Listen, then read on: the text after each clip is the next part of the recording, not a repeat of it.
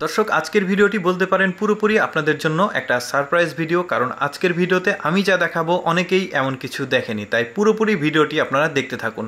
আজকের ভিডিওতে আমি আপনাদেরকে দেখাবো দুর্গম পাহাড়ে যে সকল মানুষ বসবাস করে তারা কিভাবে ধান চাষ করে, কিভাবে সেই ধানগুলো উৎসব মুখর পরিবেশে কাটে, কিভাবে এই ধানগুলো থেকে আবার তারা রান্না করে খায়, সব কিছুই দেখাবো আজকে। একটু এক্সেপশনাল ভিডিও, দেখুন তাদের জীবন ধারণ কেমন। দেখতে পাচ্ছেন একটা মেয়ে ধান কাটছে। আমরা সমতল ভূমিতে যারা ধান চাষ করে তাদের ধান কাটার সিস্টেম আর এদের ধান কাটার সিস্টেম টোটালি ডিফারেন্ট। তারা একটা একটা করে শীষ কেটেছে, সেই শীষগুলো খুব সুন্দরভাবে বাধাই করছে।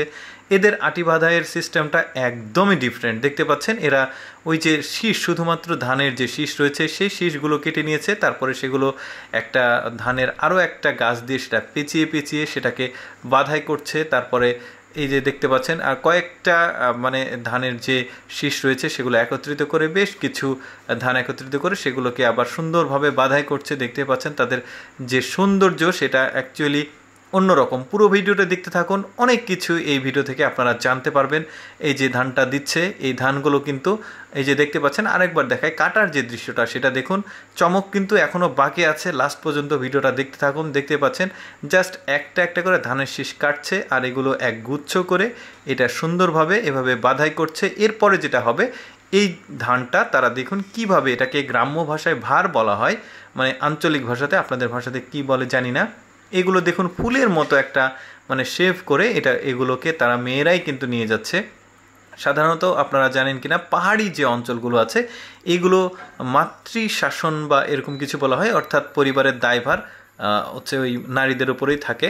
তো যাই হোক, এই যে দেখতে পাচ্ছেন ধানগুলো কাটা শেষ, একদম উৎসব মুখর পরিবেশে তারা একসঙ্গে ধান কেটে, তারা কিন্তু পাহাড়ে থাকে, তারা কিন্তু সিঁড়ি বেয়ে একদম উপরে উঠছে। দেখতেই পাচ্ছেন সমতল ভূমি থেকে তারা উপরে উঠছে। এই যে দেখছেন সিঁড়ি বেয়ে কতটা কষ্ট করতে হচ্ছে। দেখতে পাচ্ছেন এই ধানগুলো যেটা করা হয়, এই ধানগুলোকে শুকাতে দেওয়া হয়, মাচা করা হয়েছে কাঠের। এই কাঠের মাচাতে তারা কিন্তু এইভাবে ধানগুলো শুকাচ্ছে। দেখতে পাচ্ছেন কতটা সুন্দর লাগছে দেখতে। এই রকম কোনো কিছু কিন্তু সমতলে যারা বসবাস করে তারা কখনোই করে না। এই যে নিচ থেকে একজন ছুঁড়ে মারছে আর উপর থেকে একজন ক্যাচ ধরে সেটাকে আবার সুন্দরভাবে সাজাচ্ছে। এখন যেটা দেখাবো, একটু পেছনে ফিরে যায়, তারা কিভাবে ধান লাগায়। দেখতে পাচ্ছেন একটা লাঠিতে শুধুমাত্র কয়েকটা ধান দিচ্ছে এবং সেটা এই যে মাটিতে পুঁতে দিচ্ছে, এবং লাঠির সাথে কিন্তু একটা কিছু লাগানো আছে যে কারণে ধানের গাছটা আটকে থাকছে। এরপর যেটা হবে, ধানটা কেটে নিয়ে আসার পর এটা এই যে বাটি দিয়ে ধানগুলো ছাড়ানো হচ্ছে। আমাদের ধান ছাড়ানোর সিস্টেম কিন্তু একদমই আলাদা, কারণ আমাদের প্রযুক্তি ব্যবহার করতে হয়, কিন্তু ওরা পাহাড়ে বসবাস করে, এখানে প্রযুক্তিটা ওঠাটা অনেকটাই কষ্টকর। তাই এরা বাটি দিয়ে দেখতে পাচ্ছেন ধানগুলো ছাড়াচ্ছে। শুধু বাটি না, অনেকে কিন্তু এই যে গ্রাম্য ভাষাতে এটাকে ঢেকি বলা হয়, এই ঢেকি দিয়েও কিন্তু অনেকে এইভাবে ধানগুলো ছাড়াচ্ছে। এবার আপনাদেরকে দেখাবো ধানগুলো দেখুন, এগুলোকে কিন্তু জুম ধান বলা হয়, অর্থাৎ জুম চাষ বলা হয়। এই জুম ধানগুলো কিন্তু জুম চাষ বলা হয়, পাহাড়ে যে ধানগুলো হয়। এখন যেটা দেখাবো, একজন ব্যক্তি দেখতে পাচ্ছেন এটাকে চালের রূপান্তরিত করেছে ধান থেকে, এটাকে ওরা ওই যে রান্নার জন্য নিয়ে যাচ্ছে। দেখতে পাচ্ছেন একটা এদের রান্নার যে সিস্টেম সেটাও কিন্তু একদম টোটালি ডিফারেন্ট। দেখতে পাচ্ছেন একটা, এটা কাঠের মেবি এটা একটা পাত্র, এই কাঠের পাত্র নিচে আবার আরেকটা পাত্র আছে, ওইটাতে আগুন আর কি জ্বলছে। তারপরে রান্নাটা কমপ্লিট হয়ে গেছে। দেখতেই পাচ্ছেন এখন যেটা করা হবে, এই ভাতগুলো এখানে ঢালা হবে। এই যে উপরে কালো একটা অংশ চামড়ার মতো মনে হচ্ছে, এটা মূলত ওই পাত্রের নিচে থাকে, এটাও আর কি একটা পশুর চামড়া, এটাকে নিচে ফেলে দেওয়া হলো। তারপরে এরপরে এইটা একটা অংশ আছে, একটা ছাল আর কি, মানে কোনো একটা গাছের ছাল, সেটাকে এখান থেকে সরানো হলো। এরপর যেটা হবে, এই যে একদম ধবধবে সাদা গরম ভাত দেখতে পাচ্ছেন, জুম চালের ভাত, মনে রাখবেন ব্যাপারটা।